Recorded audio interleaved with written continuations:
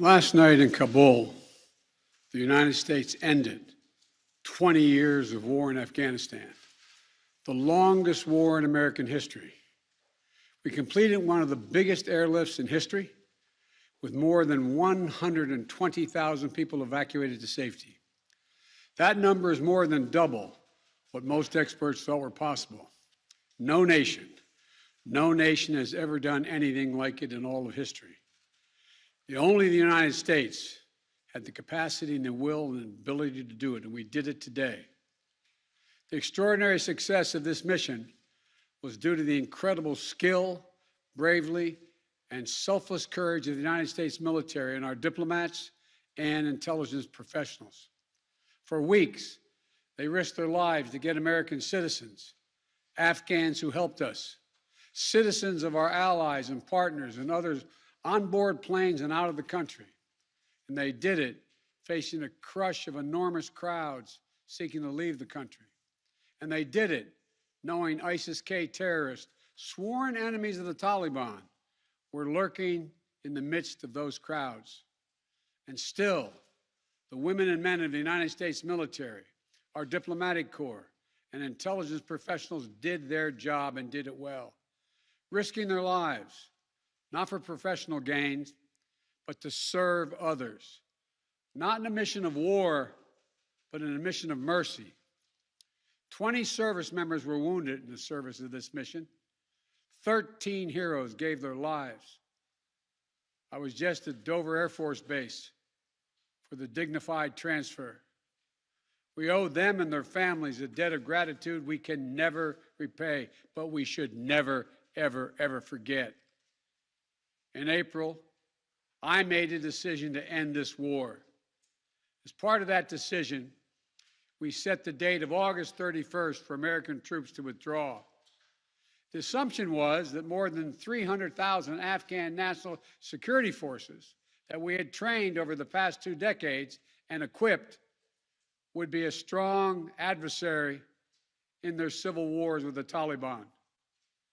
That assumption that the Afghan government would be able to hold on for a period of time beyond military drawdown turned out not to be accurate.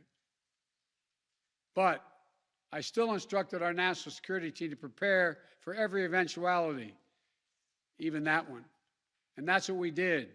So we were ready when the Afghan security forces, after 2 decades of fighting for their country and losing thousands of their own, did not hold on as long as anyone expected.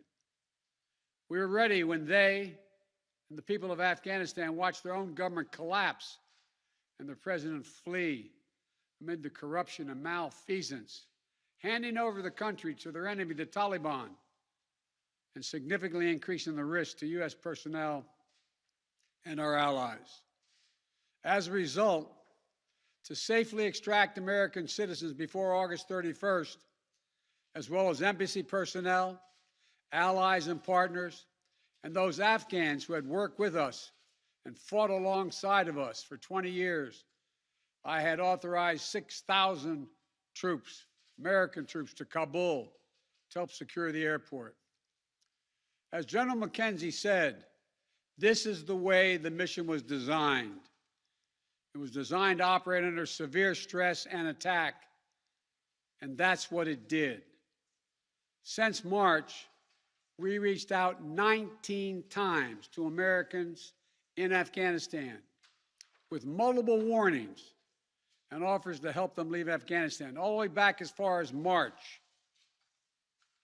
After we started the evacuation 17 days ago, we did initial outreach and analysis and identified around 5,000 Americans who had decided earlier to stay in Afghanistan but now wanted to leave. Our Operation Allied Rescue ended up getting more than 5,500 Americans out. We got out thousands of citizens and diplomats from those countries that went into Afghanistan with us to get bin Laden. We got out locally employed staff of the United States Embassy and their families, totaling roughly 2,500 people. We got thousands of Afghan translators and interpreters and others who supported the United States out as well. Now we believe that about 100 to 200 Americans remain in Afghanistan with some intention to leave. Most of those who remain are dual citizens, long-time residents who had earlier decided to stay because of their family roots in Afghanistan. The bottom line, 90% of Americans in Afghanistan who wanted to leave were able to leave. And for those remaining Americans, there is no deadline. We remain committed to get them out if they want to come out. Secretary of State Blinken is leading the continued diplomatic efforts to ensure safe passage for any American, Afghan partner, or foreign national who wants to leave Afghanistan. In fact, just yesterday, the United Nations Security Council passed a resolution that sent a clear message about what the international community expects the Taliban to deliver on moving forward, notably freedom of travel, freedom to leave. And together, we are joined by over 100 countries that are determined to make sure the Taliban upholds those commitments. It will include ongoing efforts in Afghanistan to reopen the airport, as well as overland routes, allowing for continued departure to those who want to leave and deliver humanitarian assistance to the people of Afghanistan. The Taliban has made public commitments, broadcast on television and radio across Afghanistan, on safe passage for anyone wanting to leave, including those who worked alongside Americans. We don't take them by their word alone, but by their actions. And we have leverage to make sure those commitments are met. Let me be clear. Leaving August the 31st is not due to an arbitrary deadline. It was designed to save American lives. My predecessor, the former president, signed an agreement with the Taliban to remove U.S. troops by May the 1st, just months after I was inaugurated. It included no requirement that the Taliban work out a cooperative governing arrangement with the Afghan government. But it did authorize the release of 5,000 prisoners last year, including some of the Taliban's top war commanders, among those who just took control of Afghanistan. And by the time I came to office, the Taliban was in its strongest military position since 2001, controlling or contesting nearly half of the country. The previous administration's agreement said that if we stuck to the May 1st deadline that they had signed on to leave by, the Taliban wouldn't attack any American forces. But if we stayed, all bets were off. So we were left with a simple decision.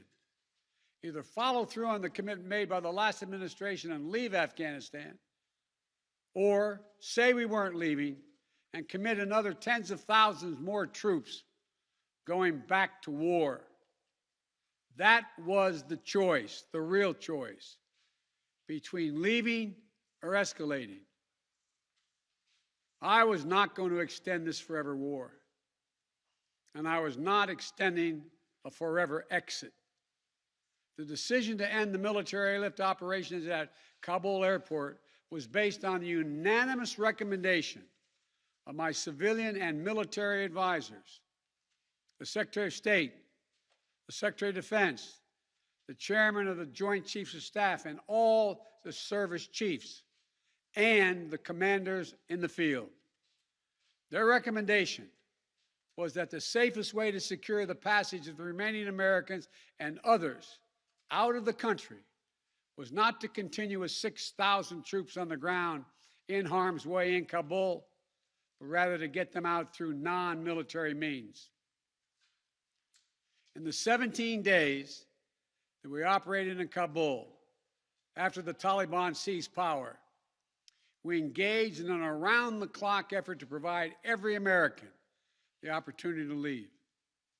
Our State Department was working 24/7, contacting and talking and in some cases walking Americans into the airport. Again, more than 5,500 Americans were airlifted out. And for those who remain, we will make arrangements to get them out if they so choose. As for the Afghans, we and our partners have airlifted 100,000 of them. No country in history has done more to airlift out the residents of another country than we have done. We will continue to work to help more people leave the country who are at risk.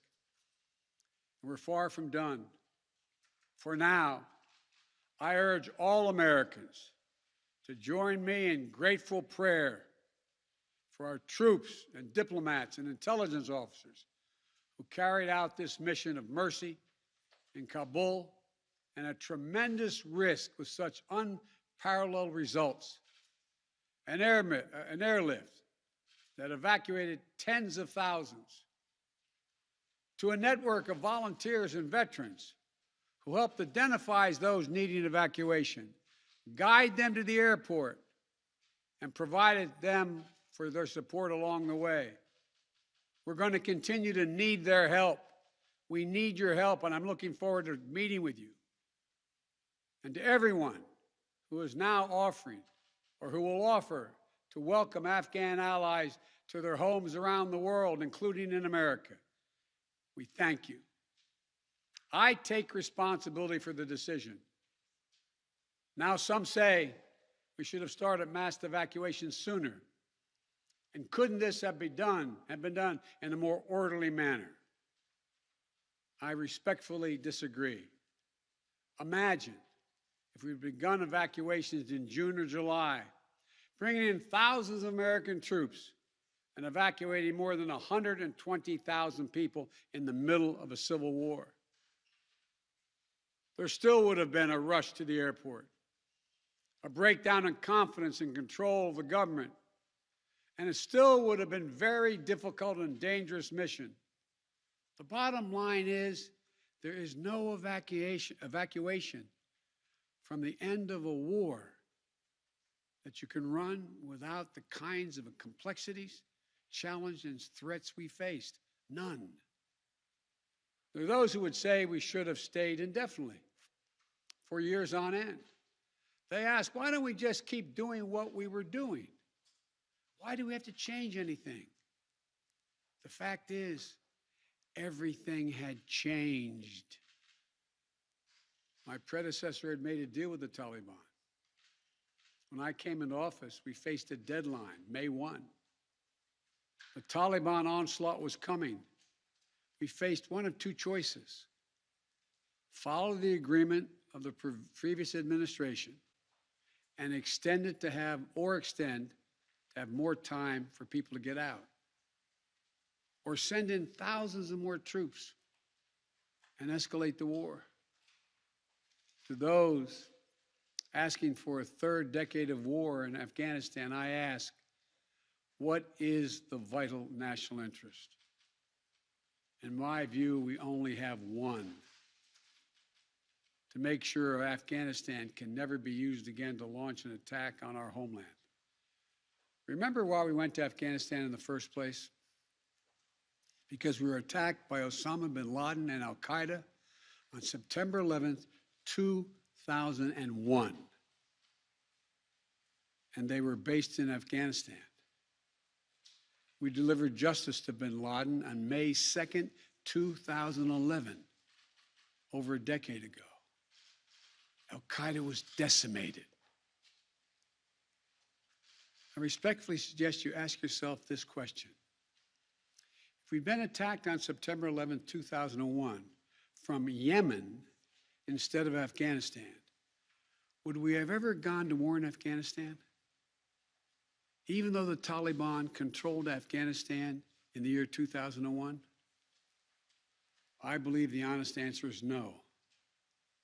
That's because we had no vital interest in Afghanistan other than to prevent an attack on America's homeland and our friends. And that's true today. We succeeded in what we set out to do in Afghanistan over a decade ago. Then we stayed for another decade. It was time to end this war. This is a new world. The terror threat has metastasized across the world, well beyond Afghanistan. We face threats from al-Shabaab in Somalia, al-Qaeda affiliates in Syria and the Arabian Peninsula, and ISIS attempting to create a caliphate in Syria and Iraq and establishing affiliates across Africa and Asia. The fundamental obligation of a president, in my opinion, is to defend and protect America. Not against threats of 2001, but against the threats of 2021 and tomorrow. That is the guiding principle behind my decisions about Afghanistan. I simply do not believe that the safety and security of America is enhanced by continuing to deploy thousands of American troops and spending billions of dollars a year in Afghanistan. But I also know that the threat from terrorism continues in its pernicious and evil nature. But it's changed, expanded to other countries. Our strategy has to change too. We will maintain the fight against terrorism in Afghanistan and other countries. We just don't need to fight a ground war to do it. We have what's called over-the-horizon capabilities, which means we can strike terrorists and targets without American boots on the ground, or very few if needed. We've shown that capacity just in the last week. We struck ISIS-K remotely, days after they murdered 13 of our service members and dozens of innocent Afghans.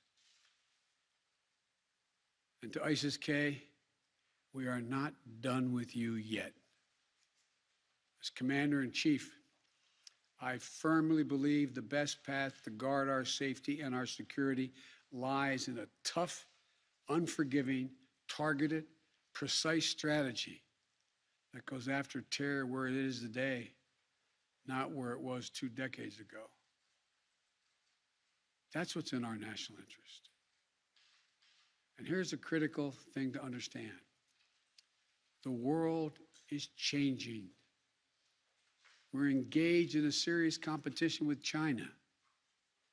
We're dealing with the challenges on multiple fronts with Russia. We're confronted with cyber attacks and nuclear proliferation. We have to shore up America's competitiveness to meet these new challenges in the competition for the 21st century. And we can do both. Fight terrorism and take on new threats that are here now and will continue to be here in the future. And there's nothing China or Russia would rather have, would want more in this competition in the United States to be bogged down another decade in Afghanistan. As we turn the page on the foreign policy that has guided our nation the last 2 decades, we've got to learn from our mistakes. To me, there are 2 that are paramount. First, we must set missions with clear, achievable goals, not ones we'll never reach. And second, we must stay clearly focused on the fundamental national security interest of the United States of America. This decision about Afghanistan is not just about Afghanistan. It's about ending an era of major military operations to remake other countries. We saw a mission of counterterrorism in Afghanistan, getting the terrorists and stopping attacks, morph into a counterinsurgency, nation building, trying to create a democratic, cohesive, and united Afghanistan, something that has never been done over many centuries of Afghan's history. Moving on from that mindset, and those kind of large-scale troop deployments will make us stronger and more effective and safer at home. And for anyone who gets the wrong idea, let me say clearly, to those who wish America harm, To those who engage in terrorism against us or our allies, know this: the United States will never rest. We will not forgive. We will not forget. We will hunt you down to the ends of the earth, and you will pay the ultimate price. And let me be clear. We'll continue to support the Afghan people through diplomacy, international influence, and humanitarian aid. We'll continue to push for regional diplomacy engagement to prevent violence and instability. We'll continue to speak out for the basic rights of the Afghan people, especially women and girls, as we speak out for women and girls all around the globe. And I've been clear that human rights will be the center of our foreign policy. But the way to do that is not through endless military deployments, but through diplomacy, economic tools, and rallying the rest of the world for support. My fellow Americans, the war in Afghanistan is now over. I'm the fourth president who has faced the issue of whether and when to end this war. When I was running for president, I made a commitment to the American people that I would end this war. And today, I've honored that commitment. It was time to be honest with the American people again. We no longer had a clear purpose in an open-ended mission in Afghanistan. After 20 years of war in Afghanistan, I refused to send another generation of America's sons and daughters to fight a war that should have ended long ago. After more than $2 trillion spent in Afghanistan, the cost that researchers at Brown University estimated would be over $300 million a day for 20 years in Afghanistan, for 2 decades. Yes, the American people should hear this: $300 million a day for 2 decades. If you take the number of 1 trillion, as many say, that's still $150 million a day for 2 decades. What have we lost as a consequence in terms of opportunities? I refuse to continue a war that was no longer in the service of the vital national interest of our people. And most of all, after 800,000 Americans serving in Afghanistan, I've traveled that whole country, brave and honorable service. After 20,744 American servicemen and women injured, and the loss of 2,461 American personnel, including 13 lives lost just this week, I refuse to open another decade of warfare in Afghanistan. We've been a nation too long at war. If you're 20 years old today, you've never known an America at peace. So when I hear that we could have, should have continued the so-called low-grade effort in Afghanistan at low risk to our service members, at low cost, I don't think enough people understand how much we have asked of the 1% of this country who put that uniform on, willing to put their lives on the line in defense of our nation. Maybe it's because my deceased son, Bo, served in Iraq for a full year. Before that, well, maybe it's because of what I've seen over the years as senator, vice president, and president traveling these countries. A lot of our veterans and their families have gone through hell. Deployment after deployment, months and years away from their families. Missed birthdays, anniversaries, empty chairs at holidays, financial struggles, divorces, loss of limbs, traumatic brain injury, post-traumatic stress.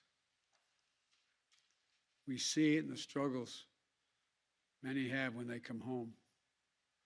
We see it in the strain on their families and caregivers. We see it in the strain on their families when they're not there. We see it in the grief borne by their survivors. The cost of war they will carry with them their whole lives. Most tragically, we see in the shocking and stunning statistic that should give pause to anyone who thinks war can ever be low grade, low risk, or low cost.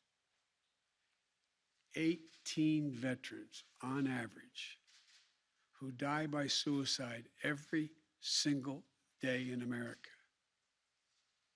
Not in a far-off place, but right here in America. There's nothing low grade or low risk or low cost about any war. It's time to end the war in Afghanistan. As we close 20 years of war and strife and pain and sacrifice, it's time to look to the future, not the past, to a future that's safer, to a future that's more secure, to a future that honors those who served and all those who gave what President Lincoln called their last full measure of devotion. I give you my word with all of my heart. I believe this is the right decision, the wise decision, and the best decision for America. Thank you. Thank you, and may God bless you all, and may God protect our troops. President Biden, one of the Americans that President Biden is the worst Taliban.